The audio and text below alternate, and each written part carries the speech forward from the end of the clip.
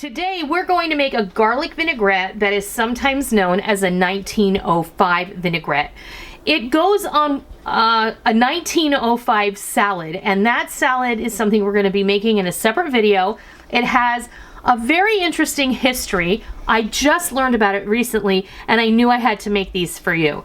So this dressing comes from the Columbia restaurant, which is in Tampa, Florida, and it's in the Ybor City section of Tampa, and that has a super rich history, Cuban history. I've shared some of that history with you in other videos when we've made Cuban food, such as the Cuban sandwiches and different things that I've done with a Cuban theme.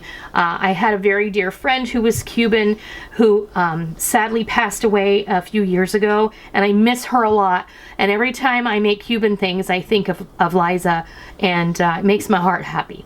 So today we're gonna make this garlic vinaigrette, aka 1905 vinaigrette, and it has a half a cup of good quality olive oil, a half a cup of white wine vinegar.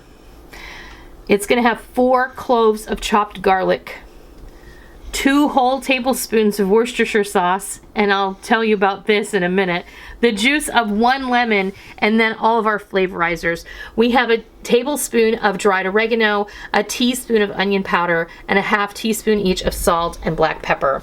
So just like with any other dressing, you're going to pop this in a jar. At least that's how I would make it. You know what, you guys? I think I screwed up. I think you're only supposed to use 1/4 cup of the white wine vinegar, because that's how a vinaigrette is made. So 1/4 cup of white wine vinegar and a half a cup of olive oil.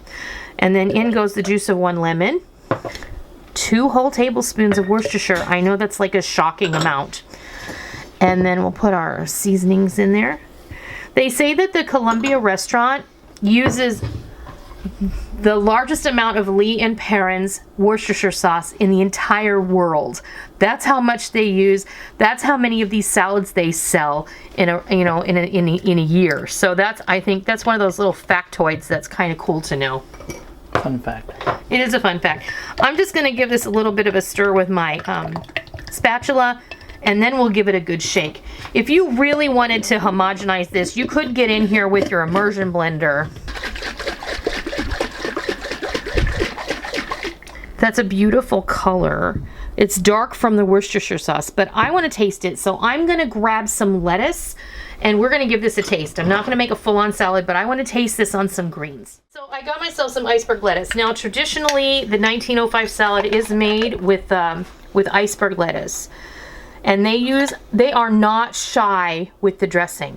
This salad itself, I can't wait to share with you, because it just has a lot of stuff in it, and I love a salad with a lot of stuff, like a big salad, like, you know, Elaine style salad. If you guys are Seinfeld fans, you'll know what I'm talking about. Just want to mix up a little bit of this vinaigrette with the lettuce, and I'm going to taste it. You want to taste it? If I have to. Okay, here you go. Tell me what you think.